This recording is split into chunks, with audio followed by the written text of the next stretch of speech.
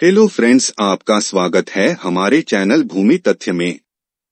तेनालीराम बनाम बीरबल, हिंदुत्व पर वामपंथी नक्काशी।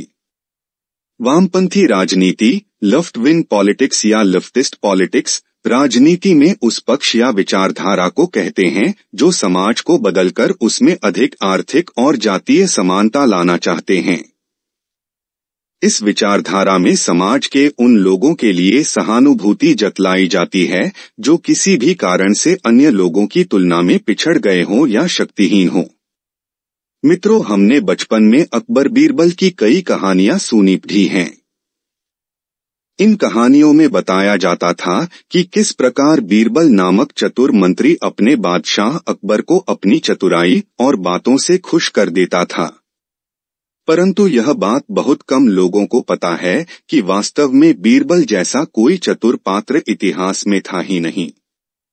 अकबर के दरबार में जो 9 रत्न थे, उनमें से बीरबल एक जरूर था, परंतु उसकी चतुराई अथवा अकबर जैसे क्रूर व्यक्ति का उस पर प्रसन्न होना इत्यादि केवल गढ़ी गई कहानियां मात्र हैं। और यह कहानियां गढ़ी हैं राजनीतिक दलों ने।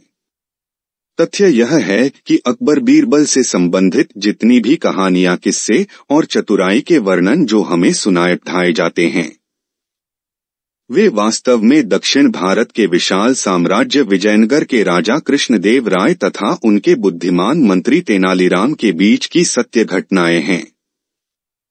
परंतु इन सभी घटनाओं को अकबर बीरबल की कहानियों का स्वरूप देकर राजनीतिक दलों ने देश के बच्चों को गुमराह किया। जानबूझकर ऐसा किया ताकि उनका नकली सेकुलरिज्म मजबूत बने।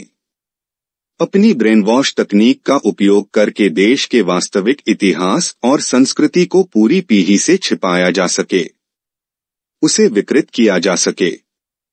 चूंकि इन नकली इतिहासकारों को मुगल साम्राज्य के बारे में ही बच्चों को पढ़ाना था, बताना था, इसलिए कृष्णदेव राय तेनालीराम की घटनाओं को अकबर बीरबल नाम से रचा गया।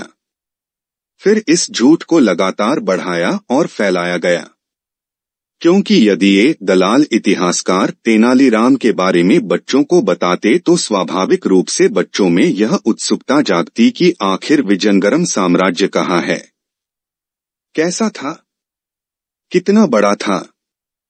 तब इन वामपंथी इतिहासकारों को यह बताना पड़ता कि विजयनगरम साम्राज्य मुगल साम्राज्य के मुकाबले काफी बड़ा था।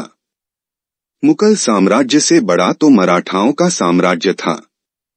राजा कृष्णदेव राय एक बेहद दयालु और कुशल राजा थे, जिन्होंने कभी भी अकबर की तरह रक्तपात अथवा धोखाधड़ी नहीं की। स्वाभाविक रूप से बच्चे यह भी पूछते कि अकबर द्वारा हजारों हिंदुओं का जो कत्लेआम किया गया, वह क्यों किया गया?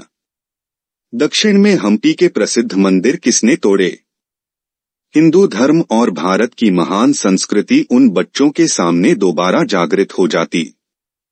ये सारा सच्चा इतिहास छिपाने के लिए और मुगलों अर्थात वामपंथियों की पहली और आखिरी पसंद को महान बताने तथा अकबर का चित्रण एक दयालु महान बादशाह के रूप में करने के लिए ही तेनालीराम के किस्से चुराए गए और उन्हें बीरबल अकबर की कहानी बताया गया। इतने वर्षों बाद आज भी स्थिति बदली नहीं है। आज भी आतंकी बुरहान वाणी को भटका हुआ नौजवान अथवा राष्ट्रपति से दया की भीख मांगने वाले डरपोक अफजल गुरु को स्वतंत्रता संग्राम सेनानी तक बताया जाता है। याकूब जैसे दुर्दांत अपराधी को बचाने के लिए रात 12 बजे कोर्ट खुलवाई जाती है। हालांकि दक्षिण भारत ने अपनी परंपराओं और लोक कथाओं को काफी बचाकर रखा है, परंतु उत्तर भारत में सेकुलरिज्म और वामपंथ ने इस देश का बहुत नुकसान किया है, जिसकी भरपाई करने में काफी समय लगेगा। मित्रों, हमें हमारी भारतीय संस्कृति और सही इतिहास का पुनर्जागरण करना बहुत आवश्यक है। अन्यथा इन वामपंथी इतिहासकारों का झूठा इतिहास पढ़कर भारत का एक भी हिंदू कभी हिंदुत्व को एवं अपनी संस्कृति को नहीं पहचान पाएगा। कृपया हमारी वीडियो को लाइक करें और अधिक जानकारीपूर्ण वीडियो के लिए सब्सक्राइब करें।